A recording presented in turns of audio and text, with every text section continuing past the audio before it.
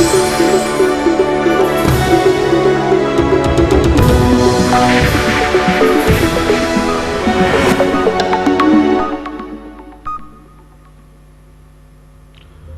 la une de cette édition d'information, Forum des dirigeants de l'UNESCO. Les relations bilatérales entre le Cameroun et l'institution sont bonnes. La nouvelle filtre de la rencontre entre le président Paul Biya et Mme Irina Bokova, la directrice générale de l'UNESCO. Les deux personnalités ont eu un entretien mardi après-midi en marge des travaux de la 38e session de la conférence générale de l'UNESCO, couplée au 70e anniversaire de cette institution spécialisée de l'ONU. À suivre également dans cette édition d'information, les échos de la célébration ce 18 novembre de la Journée africaine de la statistique. Pour cette 25e édition, l'Institut national de la statistique souhaite faciliter la collecte, le traitement et la diffusion des données statistiques. Et puis en sport, affaire Abdourahmane Amadou et compagnie contre Fédération camerounaise de football, le ministère des Sports et de l'Éducation physique annule à son tour la décision de la Chambre de conciliation et d'arbitrage du Comité national et sportif du Cameroun portant annulation du processus électoral à la FECAFOOT. L'annonce filtre de la tripartite MINSEP-FECAFOOT et partie plaignante tenue ce mercredi à Yaoundé. Voilà pour les titres. Mesdames, Messieurs, si vous nous rejoignez à l'instant, vous êtes sur UCAM News 24 et c'est l'heure du journal. Bienvenue. Forum des dirigeants de l'UNESCO, rencontre bilatérale à Paris. Le président Paul Biya a eu un entretien mardi après-midi avec Irina Bokova, la directrice générale de l'UNESCO. L'échange entre les deux personnalités est à inscrire en marge des travaux de la 38e session de la conférence générale de l'UNESCO, couplée au 70e anniversaire de cette institution spécialisée de l'ONU. Le compte rendu dans cet élément de la rédaction.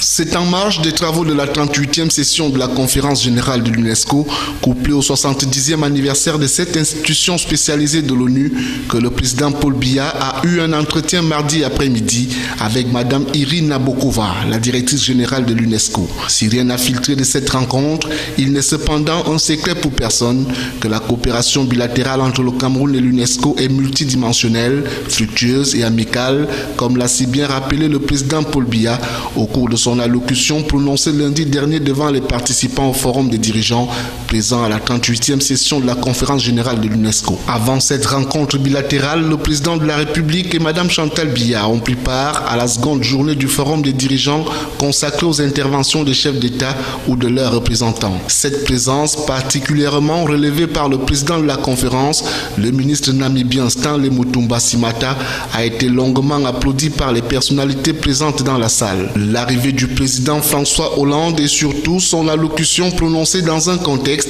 fortement marqué par les récentes attaques des terroristes à Paris ont soulevé de l'émotion mais aussi des salves d'applaudissements en guise d'encouragement. Le chef de l'État français va dans cet élan annoncer un train de mesures pour la protection et la restauration des biens et patrimoines culturels volés, piratés ou détruits par les adeptes de l'État islamique en Syrie, en Irak comme au Mali. François Hollande est intervenu peu après la lecture du message envoyé à la tribune de l'UNESCO par le président américain Barack Obama pour qui la peur n'aura jamais le dessus sur la vie. Le rôle et les missions de l'institution internationale tirées du texte d'ouverture de l'acte constitutif de l'UNESCO ne cessent de rappeler à l'humanité que les guerres prenant naissance dans l'esprit des hommes, c'est dans l'esprit des hommes que doivent être érigées les défenses de la paix. Plénière de dépôt au Sénat, 4 projets de loi sur la table des sénateurs.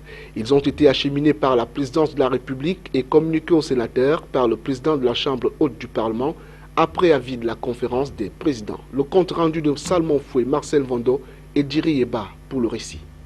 L'activité au Sénat semble prendre une vitesse de croisière pour le compte de la 3e session ordinaire de l'année législative en cours. Les sénateurs ont en effet reçu des services de la présidente de la République 4 volumineux textes. Il s'agit du projet de loi portant loi de règlement de la République du Cameroun pour l'exercice 2014. Il sera présenté et défendu par le ministre des Finances. Le second projet de loi porte sur la ratification de l'ordonnance numéro 2015-003 du 13 août 2015, modifiant et complétant certaines dispositions de la loi numéro 2014-026 du 23 décembre 2014, portant loi des finances de la République du Cameroun pour l'exercice 2015. Il sera également présenté et défendu par le ministre des Finances, Alamine Ousmane Meh. Le troisième texte soumis à l'examen de la Chambre haute du Parlement est celui autorisant le président de la République à ratifier l'accord entre le gouvernement de la République du Cameroun et le gouvernement de la République du Mali relatif à la circulation des personnes et des biens signé à Yaoundé le 8 septembre 2015. Il sera présenté et défendu par le ministre des Relations extérieures. Le quatrième et dernier texte déposé sur la table des sénateurs est un projet de loi autorisant le président de la République à ratifier la convention relative à l'Agence pour la sécurité de la navigation aérienne en Afrique et à Madagascar, à Segna, adopté le 12 janvier 2010 à Ouagadougou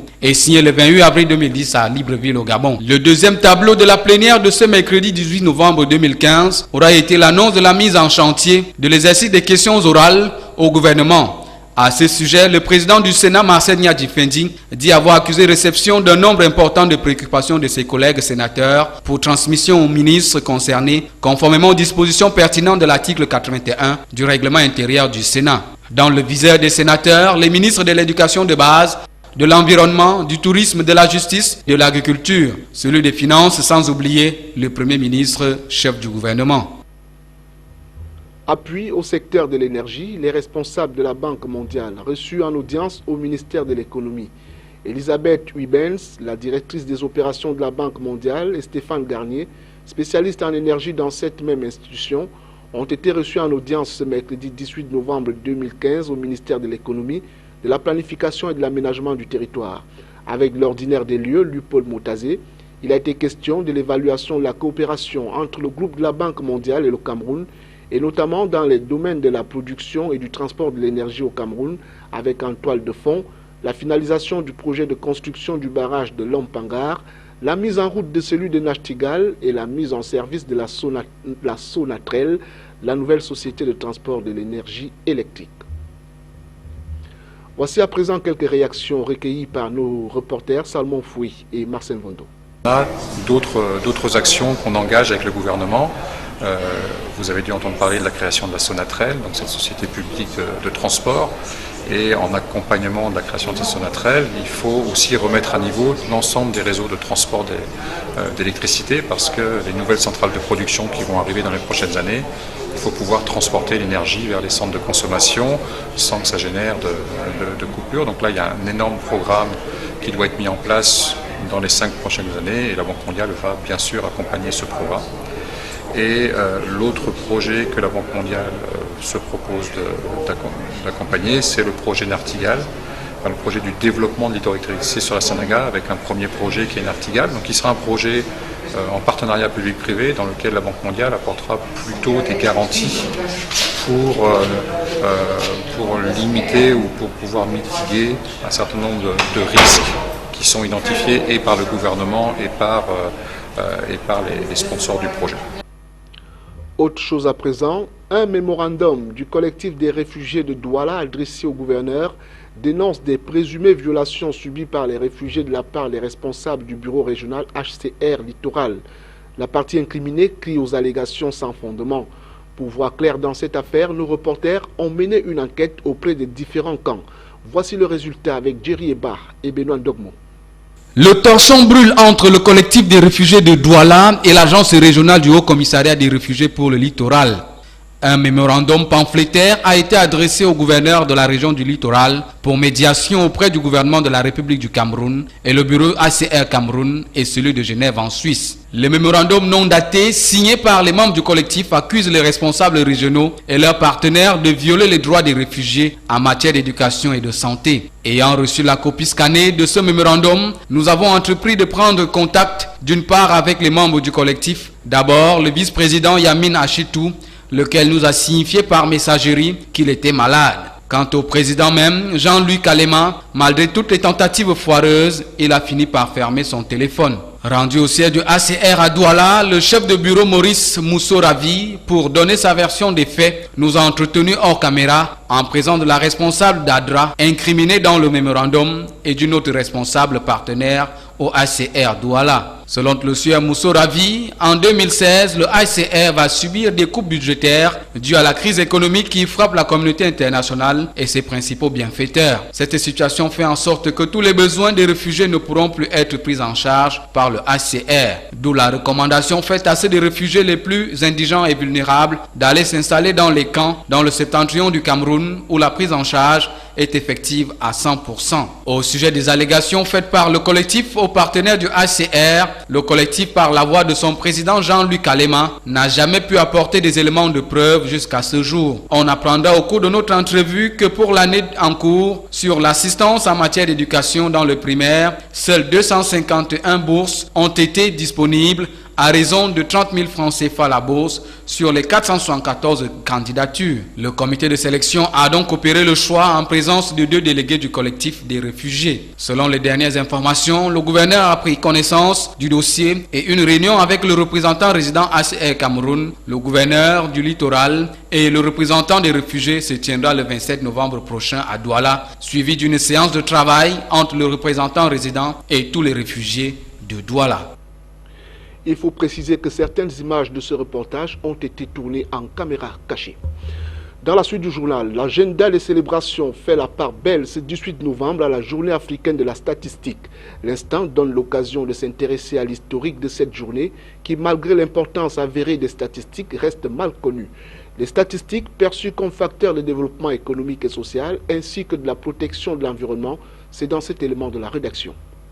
Tous les ans, et précisément en novembre, les pays africains célèbrent la Journée africaine de la statistique. L'objectif étant de sensibiliser le public sur l'importance des statistiques dans le développement économique et social, ainsi que dans la protection de l'environnement.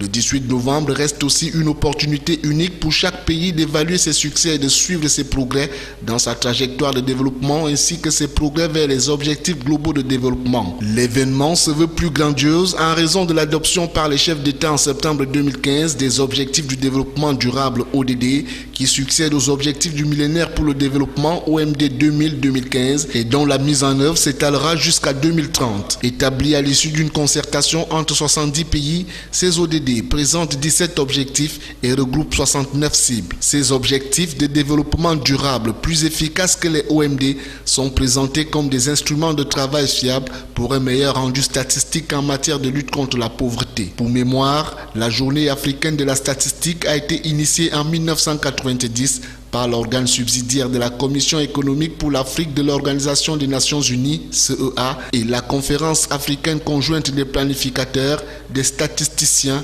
et des démographes.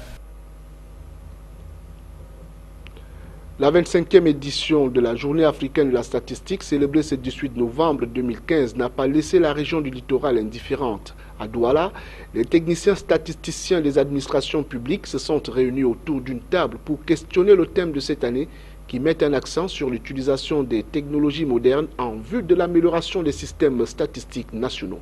Reportage Éric Ticheux et Josué Ngongan. Des données meilleures pour une vie meilleure. Tirer parti des technologies modernes pour améliorer les systèmes statistiques nationaux. C'est l'objectif que s'est fixé l'Institut national de la statistique pour faciliter la collecte, le traitement et la diffusion des données statistiques. Nous intégrons de plus en plus les données statistiques dans nos prises de décision. Les gens, de temps en temps, j'en connais, ils passent chaque fois à l'agence régionale, demander les étudiants, les opérateurs économiques. Ils ont toujours besoin d'informations pour la planification de leurs activités.